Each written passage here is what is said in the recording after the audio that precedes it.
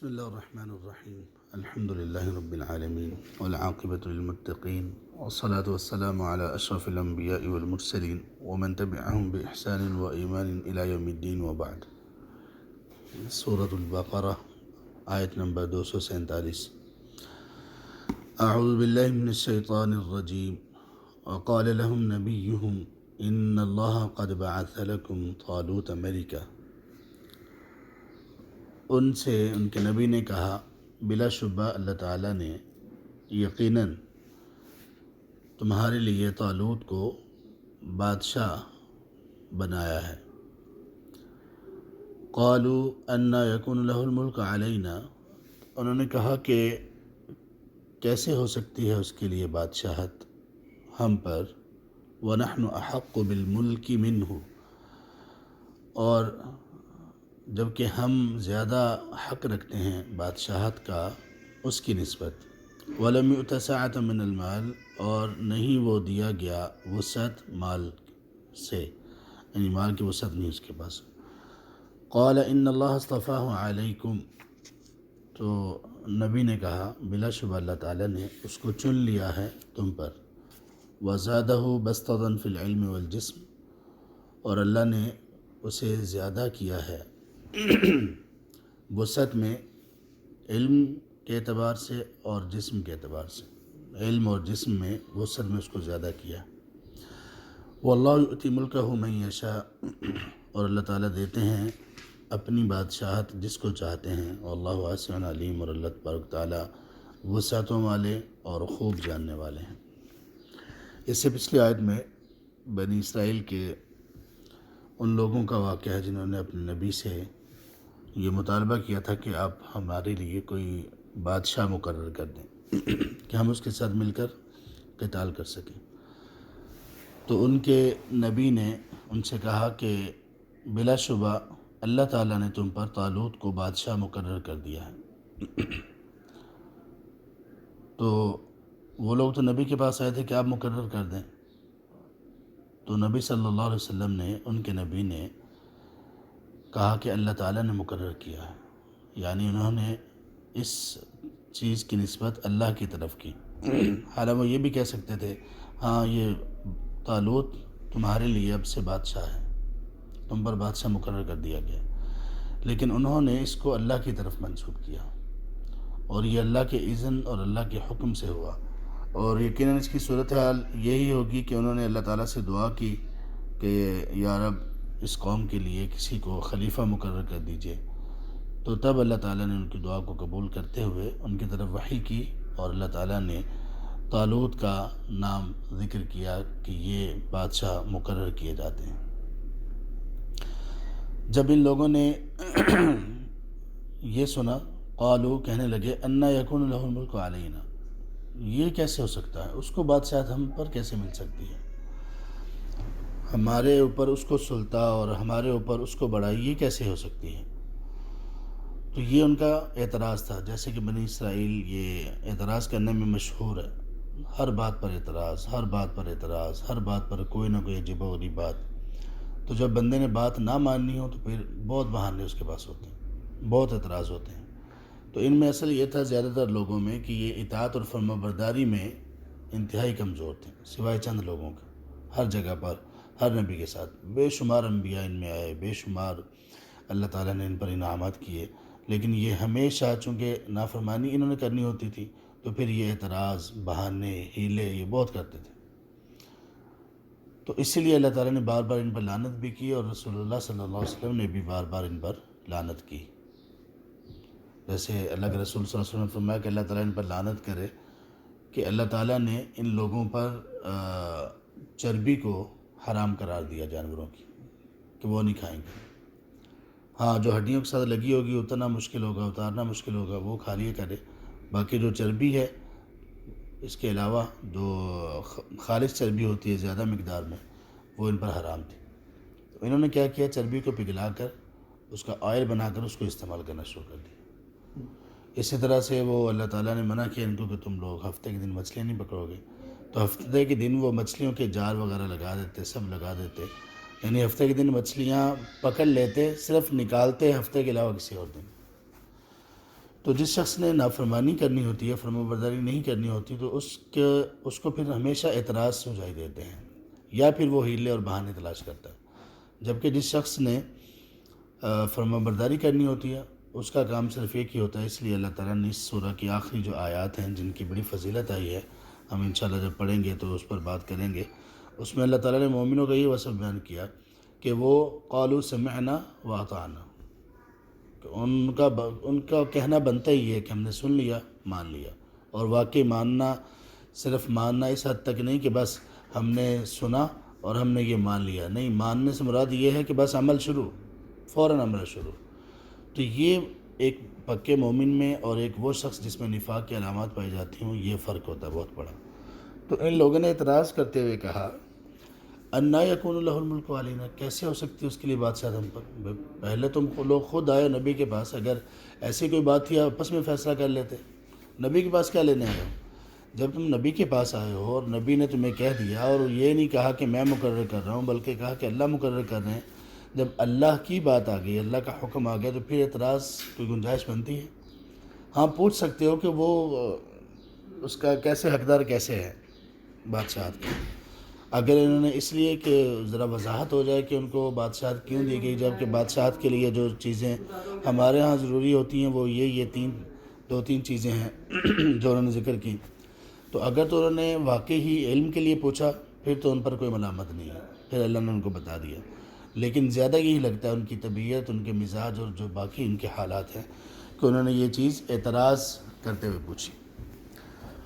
وَنَحْنُ أَحَقُّ بِالْمُلْكِ مِنْهُ، جبکہ ہم زیادہ حقدار ہیں بادشاہت کے اس سے۔ یہ بات انہوں نے کیوں کہی کہ ہم زیادہ حقدار ہیں بادشاہت کے ان سے؟ یہ بات اس لیے کہی انہوں نے کہ یہ آدمی، اس کے آباء و اجداد میں کوئی بادشاہ ہی نہیں ہے، اس کو بادشاہت کہاں سے مل گئی؟ تو اعتراض میں پہلی چیز یہ تھی کہ اس کو بادشاہت کیسے مل سکتی ہے؟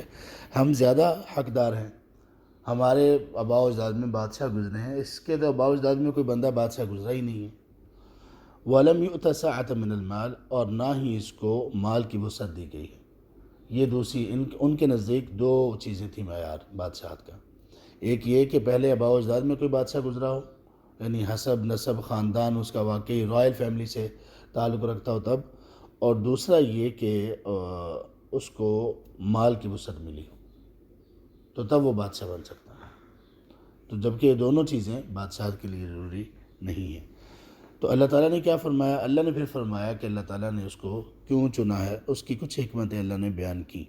قال ان اللہ اصطفاہ علیکم، سب سے پہلی بات تو یہ کہ اللہ تعالیٰ نے اس کو تم پر چن لیا ہے، یہ بات ہی کافی ہے۔ جب اللہ نے چنا ہے تو اللہ تعالیٰ کا کوئی بھی کام، اللہ کا کوئی بھی فعل وہ حکمت سے، دانائی سے خالی نہیں ہوتا۔ جب اللہ نے چنا ہے تو اس کا مطلب یہ ہے کہ اللہ تبارک و تعالیٰ نے اپنے علم اور اپنی وسیع تر، اللہ تبارک و تعالیٰ کا جو علم ہے اس کے مطابق اللہ تعالیٰ نے چنا، جس میں حکمتیں ہی حکمتیں ہیں۔ لیکن ان کو بتانے کے لیے اللہ تعالیٰ نے دو حکمتیں یہاں پر ذکر کی بنیادی، جو کہ بادشاہت کے لیے، کسی آدمی کے بادشاہ بننے کے لیے ضروری ہیں، اور وہ یہ ہے کہ وَزَادَهُ بَسْطَةً، اللہ تعالیٰ نے طالوت علیہ السلام کو زیادہ کیا بسطتاً، وسعت میں۔ کس چیز میں وسعت دی ان کو؟ مال، دولت، اولاد نہیں، اس میں نہیں، فی العلم والجسم، علم میں اور جسم میں وسعت دی۔ علم میں وسعت، اور کون سا علم ہے یہ؟ ایک تو ظاہر ہے کہ آدمی کو فرائض کا علم تو ہونا ہی چاہیے، جو اسلامی شریعت کے وہ احکامات جو فرض ہیں یا جو چیزیں حرام ہیں ان کا علم تو ہونا ہی چاہیے، یہ تو شامل ہی ہے۔ لیکن یہاں پر علم سے مراد اس کے ساتھ ساتھ ان امور کا علم ہے جس سے بادشاہت چلتی ہے، تدبیر کیسے کرنی ہے، کس کو کہاں پر رکھنا ہے، کس کو کہاں پر بٹھانا ہے، کس موقع پر کیا کرنا ہے، ڈیسیجن میکنگ، فیصلہ کرنے کی صلاحیت، جنگ کے موقع پر، جنگ کے علاوہ دشمن کے سامنے دوسروں سے کیسے پیش آنا ہے، باقی سب لوگوں سے معاملات کیسے چلانے ہیں، کون سا حکومت میں محکمہ کس طرح سے کام کرے گا، یہ سارا علم مراد ہے۔ ہاں، ہر بندہ جو جس پوسٹ کے لیے جس کو منتخب کیا جائے گا، اس پوسٹ کے لیے اس کا جو علم ہوگا وہ بنیادی طور پر سامنے رکھا جائے گا۔ ممکن ہے کہ کسی جگہ پر ہم کسی ایسے شخص کو لگا دیں جو عمل کے اعتبار سے کمزور ہو، لیکن وہ پوسٹ کے اعتبار سے وہ ٹھیک ہو، اس کو وہ پوسٹ دی جائے گی۔ جیسے عمر رضی اللہ عنہ کے دور میں ایک شخص کے بارے میں کہا گیا کہ آپ نے ان کو اس کی ذمہ داری پہ لگا دیا ہے تو وہ تو عمل میں اتنا مضبوط نہیں ہے، تو عمر رضی اللہ عنہ نے کہا کہ اس کی بے عملی اس کے اپنے نفس کے لیے ہے، اور اس سے جو فائدہ ہو رہا ہے اس پوسٹ پر وہ سارے مسلمانوں کے لیے ہے۔ تو جو بے عملی اپنے خلاف ہے اس کو کرتا ہے تو کرتا رہے، نصیحت ہم کریں گے لیکن کرتا ہے تو کرتا رہے، اس کا اس پوسٹ پر کوئی اثر نہیں ہے نافرمانی کا۔ ہاں اگر ڈائریکٹ کوئی بندہ ایسا نافرمان ہے کہ جو پوسٹ اس کو دی گئی اس پر اثر ہے، جیسے خیانت کرنے والا ہو، پھر تو اس کا مستحق ہی نہیں ہے۔ لیکن اسلامی حکومت میں یہ بھی ہو سکتا ہے کہ کسی آدمی کے پاس، مثال کے طور پر ایک آدمی ہے، وہ اس کو ہم نے محاسب رکھنا ہے، اکاؤنٹنٹ رکھنا ہے۔ اب وہ اکاؤنٹنٹ تو ہے لیکن وہ عملی طور پر ذرا کمزور ہے، حساب میں بالکل ٹھیک ہے، بہترین ہے، تو ہم نے اس سے حساب کا جو کام لینا ہے وہ ہم لے سکتے ہیں، بے شک وہ بے عمل ہی کیوں نہ ہو۔ اس کے برعکس ایک آدمی بڑا باعمل ہے، بہترین ہے، تہجد بھی پڑھتا ہے، اشراق بھی پڑھتا ہے، لیکن اس کا حساب کمزور ہے، اس کو یہ پوسٹ نہیں دی جائے گی۔ تو علم سے مراد ہے کہ جس پوسٹ کے لیے اس کو منتخب کیا گیا اس پوسٹ کا علم اس کے پاس ہونا ضروری ہے۔ تو یہاں پر علم سے مراد اس کا جو امور سلطنت ہے وہ چلانے کا علم اس کے پاس اللہ نے وہ اس کو دیا ہے۔ والجسم، اور دوسرا یہ کہ جسم میں اللہ تعالیٰ نے اس کو وسعت دی ہے۔ اس سے کچھ اہل علم نے یہ لکھا، مفسرین نے، کہ قد کاٹ بڑا لمبا تھا طالوت کا۔ تو دوسرے مفسرین نے یہ کہا کہ صرف قد کاٹ نہیں، مراد اس سے یہ ہے کہ ان کے جسم میں قوت تھی، کہ میدان جہاد میں صرف حکم نہیں کریں گے بلکہ خود بھی لڑکے بھی دکھائیں گے، اور لڑائی میں اور جسمانی قوت میں وہ مضبوط تھے۔ اور ایک قوت سے مراد یہ ہے، جسمانی قوت سے مراد، کہ اللہ تعالیٰ نے ان کو یہ قوت دے رکھی ہے کہ جو وہ اپنے علم کے مطابق، اپنے تجربے کے مطابق، سمجھ اور فہم کے مطابق جو فیصلہ کریں گے اس کو منوائیں گے بھی، جو نہیں مانیں گے ایسی کی تیسی تمہاری۔ تو یہ چیز ہونا ضروری ہے۔ جیسے عمر رضی اللہ عنہ میں، تمام خلفاء میں یہ پائی جاتی تھی، عمر رضی اللہ تعالیٰ عنہ میں یہ جو نفاذ تھا یہ بدرجہ اتم پایا جاتا تھا، سب لوگ اس کو مانتے تھے، اور انہوں نے سب کو ایسے ہی رکھا تھا۔ اور اس کا اندازہ اس سے لگایا جا سکتا ہے کہ انہوں نے خلافت ملتے ہی خالد بن ولید رضی اللہ تعالیٰ عنہ کو معزول کر دیا۔ اب خالد بن ولید رضی اللہ عنہ کو معزول کرنا، وہ گویا کہ ان کی حیثیت یہ بن چکی تھی مسلمانوں میں کہ ان سے بڑھ کر کوئی بڑا سپہ سالار تھا ہی نہیں۔ ہر ملک میں آج تک، ہر ملک میں جو آرمی کا چیف ہوتا ہے، چیف آف آرمی اسٹاف جو ہے، وہ سب سے اس کی مضبوط حیثیت ہوتی ہے، وہ ایسے نہیں بنتا، اس نے اتنی جنگیں لڑی ہوتی ہیں۔ خالد بن ولید رضی اللہ عنہ ایسے ہی تھے، لیکن عمر رضی اللہ تعالیٰ نے آ کر ان کو معزول کیا تو کسی نے چوں چرا تک نہیں کی، کسی نے بھی۔ تو یہ جو چیز تھی یہ سب کو ملی ہوئی تھی، تمام خلفاء کے پاس یہ چیز موجود تھی۔ ہاں ان کے جو ماننے والے جو لوگ تھے انہوں نے کچھ اچھے تھے، کچھ اچھے نہیں تھے، جیسے علی رضی اللہ عنہ کو انتہائی نکمے لوگ بھی بہت سارے مل گئے۔ تو اللہ تعالیٰ نے یہ فرمایا کہ اللہ تعالیٰ نے اس کو علم اور جسم میں زیادہ کیا۔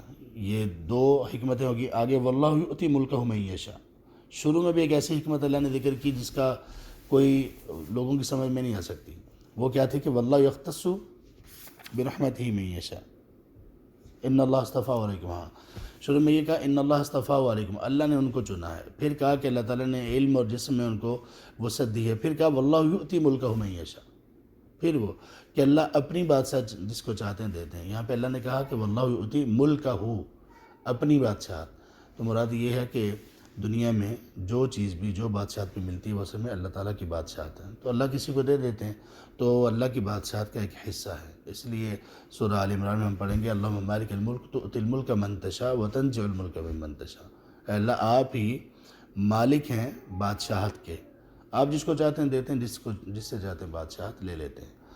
تو اس لیے بادشاہ کے لیے ضروری ہے کہ یہ اللہ تعالیٰ کی ایک نعمت اور اللہ کی طرف اس کی نسبت ہے، اس کو وہ سنبھال کر رکھے اور اس کا وہ حق ادا کرے۔ واللہ یؤتی ملکہ من یشاء۔ اور اسی طرح ساری جو چیزیں ہمارے پاس ہیں جن کو ہم ملکیت کہہ سکتے ہیں، وہ اصل میں اللہ کی ملکیت ہیں، ہمیں ملی کچھ تھوڑے سے عرصے کے لیے، اور اسی میں ہمیں پوچھ ہوگی، یعنی ہمارے پاس پہلے نہیں تھی اور کچھ عرصے کے بعد بھی ہمارے پاس نہیں ہوں گی۔ تو یہ درمیانی عرصہ جو ہمیں تھوڑا سا ملا ہے اس کے بارے میں پوچھ ہوگی، تمہیں فلاں چیز دی تھی، فلاں چیز کا مالک تمہیں بنایا تھا، اس میں تم نے کیا کیا۔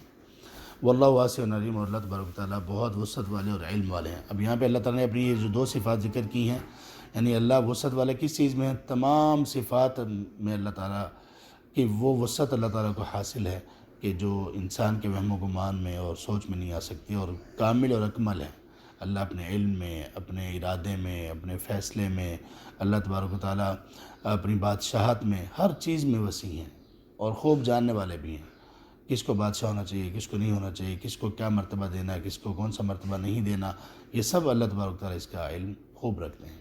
تو نبی صلی اللہ علیہ وسلم نے ان کو یہ بھی بتا دیا کہ بادشاہ کیوں بنایا گیا ہے، اور ساتھ یہ بھی بتا دیا کہ جب اللہ نے منتخب کیا ہے اور اللہ وہ ہیں جو واسع علیم ہیں، تو پھر تمہیں ان کی بات اس کو بادشاہ کے طور پر قبول کر لینا چاہیے۔ اللہ تبارک و تعالیٰ ہمیں کی توفیق دیں۔ اور خدا